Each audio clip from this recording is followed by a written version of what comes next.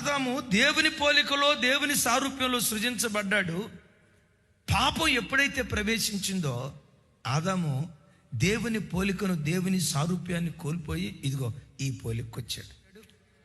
పుట్టే బిడ్డలు కానీ పుట్టబోయే బిడ్డలు కానీ ఆ పసిబిడ్డలు ఎలాంటి వాళ్ళు?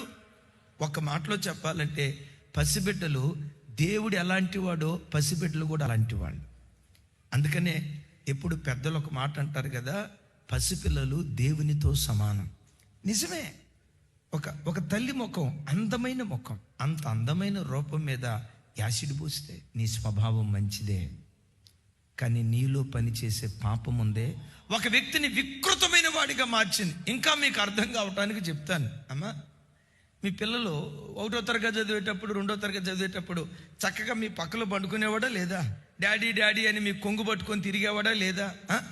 ఆయన అడిగితే మీ హీరో ఎవరయ్య అంటే మా మమ్మీ డాడీయే అంటారు.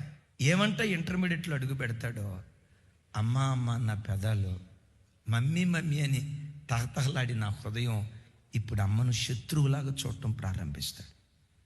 ఎందుకు వాడు శత్రువులాగా చూశాడు? అమ్మా నాన్నల ప్రేమలో ఏమైనా తేడా వచ్చిందా?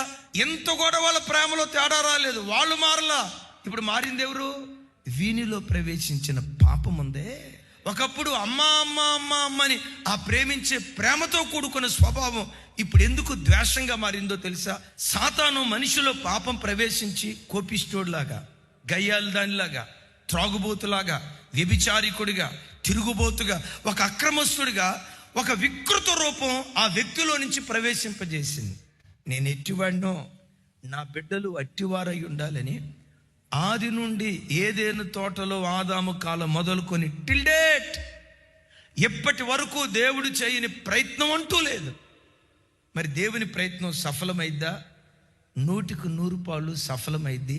సఫలం అవ్వాలంటే నంబర్ 1 మొట్టమొదట నువ్వు అవకాశం ఇవ్వాలి. వద్దు ప్రభా, నా స్వభావం మార్చుకోవాలి, నా గర్వాన్ని బట్టి అమ్మ ఏడుస్తుంది, నా చెడు వ్యసనాలను బట్టి భార్య అల్లాడిపోతుంది, అసలు వీళ్ళని నేర్పించడం కాదయ్యా, నా కొరకు ప్రాణం పెట్టిన నిన్నేర్పిస్తూ ఉన్నా.